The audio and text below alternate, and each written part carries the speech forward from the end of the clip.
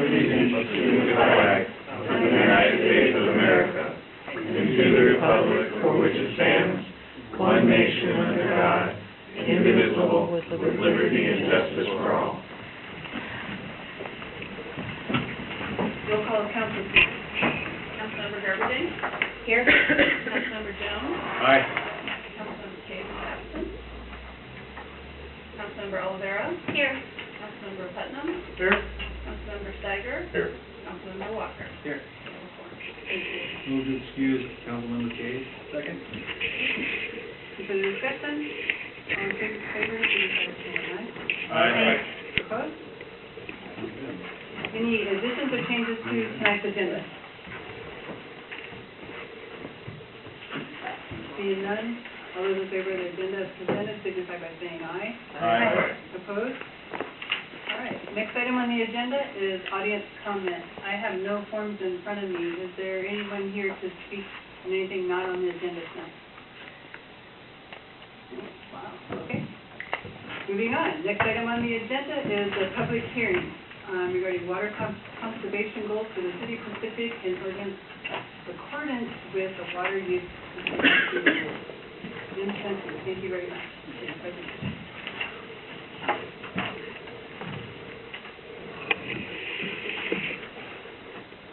Expect a little more time. We're efficient. Our government works.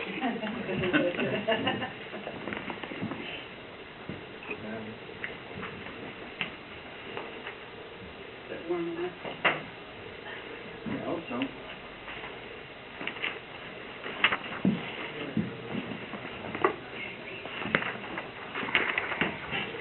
There we go. Oh, there we go. Can everybody see that okay, or should we dim the light? Dim lights. Dim lights, nobody saying sweet. No snoring. Okay, we're here tonight to discuss the water conservation goals that we set about 7 years ago. So what we're going to be discussing tonight is why we need to conserve water, common conservation measures that we do now and can do later, review historical water usage, we review the water conservation goals of 2008-2014, and discuss the water conservation goals proposed for 2015-2020 and the next steps. Why do we need to conserve water? Washington is abundant in water, as we can look outside and see, but that water is not what we use to drink. We only use about 2% of the water that's available in the world is what we use to drink. So long-term reliability, we have a good aquifer now. Our 3 wells use the water from that. It recharges pretty rapidly. We have enough water source, but someday in the future we may not have that. The federal government gave us water rights, the amount of water you can actually pull from the ground in every year, and of course the Department of Health has set up regulations that we have to set up a program to try to conserve water. So some of the common conservation that we have is stuff that we can do as a provider of purveyor waters. Indoors, we can help or deliver or have people use water toilet leak detection. Out in the hallways, we do have some of those. Kitchen and bathroom faucet aerators, low flow, slow the flow down. Low flow shower heads. On the low flow shower heads, one of the devices that I have at home is a valve right at the shower head. So I'm trying to get my kids to do it all the time, doesn't work. But you're supposed to rinse, turn the water off real fast, lather out, and you turn the water back on. Not wasting water just going down the bathtub. Of course, low-flow toilets and wash machine rebates that we can do. Outdoors, of course, hose water timer. We still have people out there that turn their water on before they go to work, and they're still running 5 or 6 o'clock in the evening. Spray nozzles and repair kits. You know, if your hose is leaking, you want to get it repaired. Spray nozzles are always good. Most people use them. You know, why have the water just going down the faucet or down into the gutter? And rain sensors for people that really want to conserve water and use the proper amount of water. We know how much it rains, so how much do we need of water the next day? What can we do as a water purveyor is to, as what we did, is a block grate structures. We've had them since 2008. They seem to have helped reduce some of the waters. What we're doing now is a lot of water main repairs and replacements. We are getting scheduled. We are planning to do a lot of water meter replacements. And maybe a big one is to have a survey of all the water mains in town to see if we have any leaks. Then public education outreach. Brochures and flyers, some of them we have out there. We have participated in community events, Civic Days, Earth Day, customer water surveys. We plan to get some surveys, find out how people are using the water and how they want to help reduce. So, historical water use, and this is like the hardest screen to read, but we started in, excuse me while I flip my pages. 14, 13, 12, 11, If anybody can 9, read 8. that, that'd be great. In 2007, 1 year usage, you can tell the darker color is what we produced. That's what our pumps are pumping under the ground. And the gray is what our water meters are saying that's been used. So what we do is, how does this, are we producing a lot of water and losing it? 2009, we kind of had that a little bit of an issue, that we were pumping more water than not. We had some pretty major main breaks in that year. And then, as you can tell, we've been slowly moving down of our production. Still haven't got the water usage down up. Some of the stuff that can affect that is the age of the meters that we have in the ground.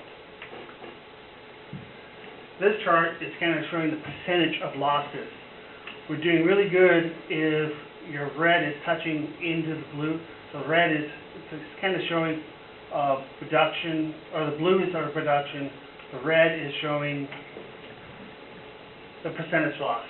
So on this side you have the loss percentage in the red, and then the blue is production. As you can tell, we've done pretty good. That is kind of showing data from our old billing system. Didn't jive so well with what our master meters or our source meters were saying. So here it said that we actually sold more water than we actually made. So the goal that we had in 2008 was the water system plan. It targeted a 5% reduction in water. We actually did a 15% reduction in water, and this was in between 2008 and 2013. We think that we did it because we did good public education outreach, using our consumer confidence report to do little water conservation tips in that, handing out flyers at the annual recycling event up at Alpac. Last Earth Day, I believe it was last Earth Day, we had toilet leak detection packets to hand out, and again we have some of those. and doing some water system improvements, probably the thing. Establishing that block rate worked the best. We sent out a crew member every day. Part of his job is to drive around, so when it looks like we got one guy in a truck that's driving doing nothing, he's actually looking for different water system breaks, fuses, hydrants dripping and leaking. We're doing main replacements. 2nd Avenue Southwest, we were having lots of leaks. We did that, got that replaced. Of course, everybody knows that we're doing Stewart Road, and Valentine Avenue should be done by the end of this year or next year. So what goals do we have for 2015? Well, the water system plan says that we should do another 5%. To do that, we want to try to get 2.5 by 2020, and I think if we continue on the path that we are, we should be able to make those goals, keep the state happy. So basically, continue monitoring and tracking consumption reduction rates, values, and just track the goals of how we're doing. Again, more public education, continuing to promote water savings, using our CCRs. Last year was the first year that we did our CCRs to every postal zip code in Pacific. So everybody should have received their copy in the mail. And then provide free water conservation kits and do more customer service. Again, doing water systems. What we want to do is very expensive to start out, but it should save the city some money. Install new smart meters. Hopefully, if we do that, these meters will tell us and tell the customers you had a water leak overnight, you're using twice as much water, other than the customer seeing the bill about 15 days after we read the meters and saying, hey, wow, I used a lot of water. These new smart meters can give a notice to our utility billing and myself to say, hey, we had some meters that ran extra long. And then we want to do a full system leak analysis. Our source meters, we want to keep calibrating our source meters or meter at the well field to make sure that it's actually giving us a good reading coming out, and the new meters will give us a good reading coming in. One of the problems we have now is our guys who go read meters takes 2, 3, sometimes 5 days if they got a lot of stuff. It's awfully hard to picture a snapshot together. So the smart meters and source meters, if we can read one day all the meters and then the source meters, we know exactly what we're using and getting out of it. And again, more main replacements. So what are the next steps? Keep on with the system water plan. We are in 2015, our system water plan, and that's kind of like the document we use of what we want to do, how to do it, how we get the water, and who we have to report to. That's going to be changed, needs to be redone, so we want to make sure that it incorporates these goals, and we're, as we said, we want to shoot for another 5% or 15% if we can by 2020. Again, new concepts in education, see what we can do. Maybe some more information out to the schools, working with them. So, any questions? I know, fast and dirty, but we don't want to be here all night talking about water. I Yes. was, but I don't think... How does the dye tablets work? What you do with the dye tablets is most of all home toilets, they have the tank and the bowl. You put the dye tablets in the tank and you see if there's any seepage from the flapper valve and see if that's seeping. There's a little bit of seeping out of that hole adds up in the end of the year. Could save you $50. Some accounts have saved $500. if you're letting these things run all the time. And you can do it spot check, 5 minutes, or leave them overnight and see how well they do. Any other questions? Questions from council? Councilmember Jones? How do you perform an audit on the main line to see if there's leakage or issues? Sound. What we do, or you have to call specialists, companies in to do it, but they listen for any chitter chatter of water coming through. It's pretty amazing how much sound can be pushed out. Part of the new metering systems is they actually have other devices that we can purchase with the new meters, where you put them on the fire hydrants of different locations, and they will listen day in, day out, and say, hey, you got something going on here or there. Other questions from council? Any comments from the audience? Councilmember Scott? Once we do get the smart meters in, how precisely do they measure over relatively short, like an hour or two to use? They can go up to 1/100th of a cubic feet. It depends on how you want it to read. They could read drops. Okay.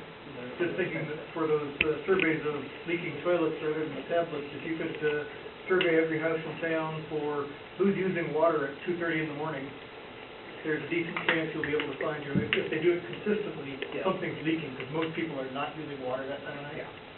They can be a little invasive, because we can tell you when you took a shower many times, but to know as a homeowner, hey, Just say you have unusually high usage this time of night, And you might check whether you got a leak. yeah, and what we'll do is to tell you a constant.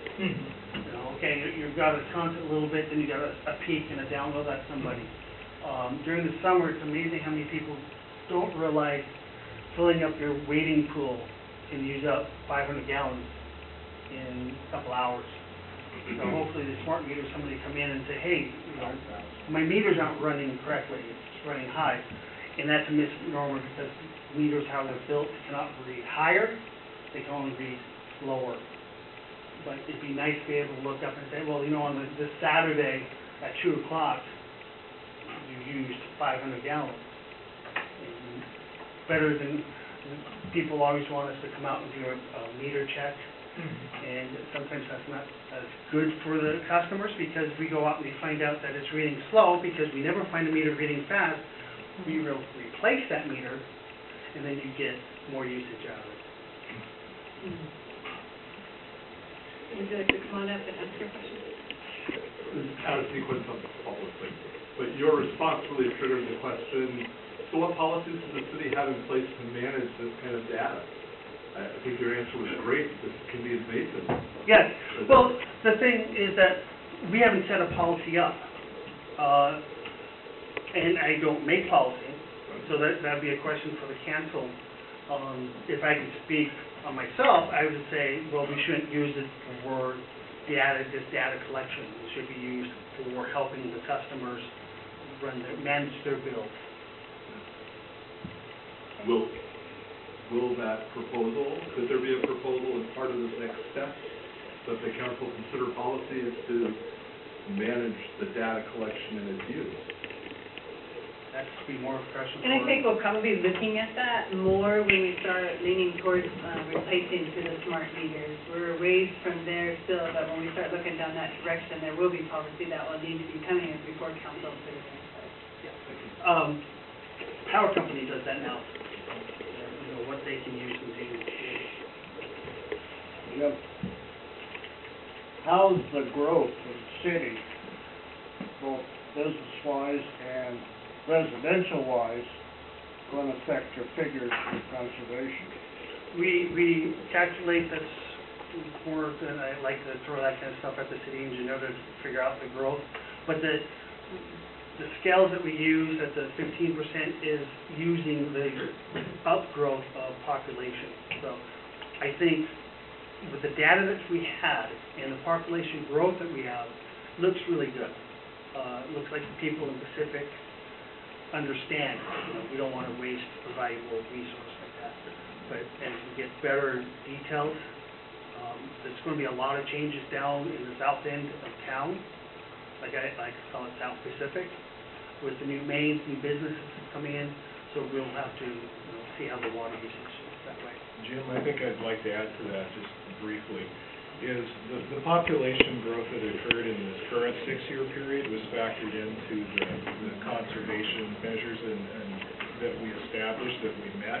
It'll also be looked at when we update the water system plan, so that is one of the criteria that we look at to see how the water usage as well as the population projections line up. And then we refine the goals based on that analysis. And so what Jim was saying about the city engineer looking at that, we do look at that holistically, so it's all factored in together to set the right type of conservation goals. And I hope that gets clear about that question. Mr. Goff? Very answers just keep triggering more questions. That's great. That's the purpose of this. So, have you guys figured in the potential impacts of the marijuana businesses if those are permitted? Because I know some cities have said, we can't handle you. You use way too much water. Has an analysis been done of the potential impacts of those? You know, the grows and the refining consume massive amounts of water. And this starts to run. I think the short answer is no, but as we look at that, it becomes a policy discussion related to rate setting and consumption values. There may be a rate category that type of industrial or commercial operation would fall under, and typically that would be considered a business or a commercial rate, and should be reflective of the usage, the consumption of the water in the rate structure itself. Not the volume of the water, but the rate structure of the class of the water used. Does your conservation goals only concern residential use, or is it total use? It's total use. So that would impact even how to limit the industrial use, right? That is correct, but most of our low-hanging fruit, if you will, is in the residential area. That's where we can get the most educational component, but businesses do have a role to play as well. If that's permitted. Thank you. Okay, any further questions? Okay, Lynn, go ahead. Water conservation, as in rainwater.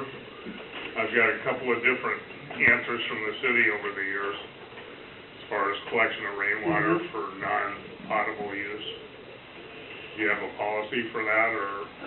The state, and I don't have all the years straight in my head, at one time the state was saying all that water that's coming off the roof belonged to the state or belonged to the people, and that water had to be left alone and moved out. And I can't remember what year they actually changed it up and said, hey, rain barrels are a really great idea. 13.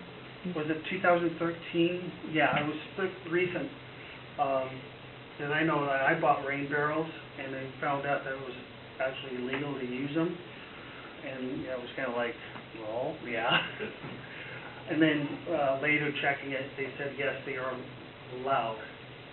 And of course, if you want to use rain barrels, we're not too worried about customers pumping rain barrels into their drinking system. But if we saw that cross connection, we put a, say, no, we want to tackle. So rainwater collection is encouraged now?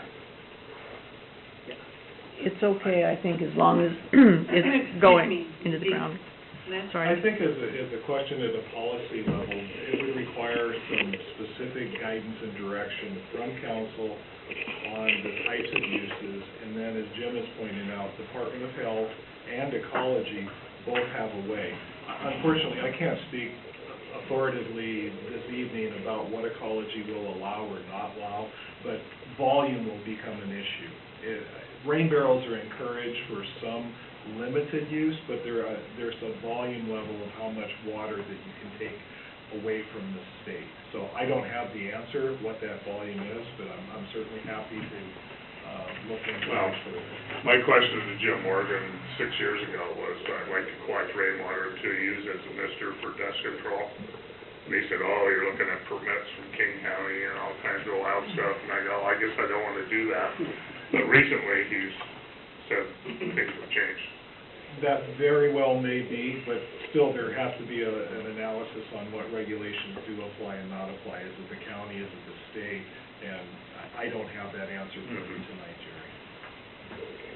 Okay. Further questions regarding the presentation tonight on conservation goals? Thank you, Jim, I appreciate your presentation. Give me a couple of minutes to put out this equipment.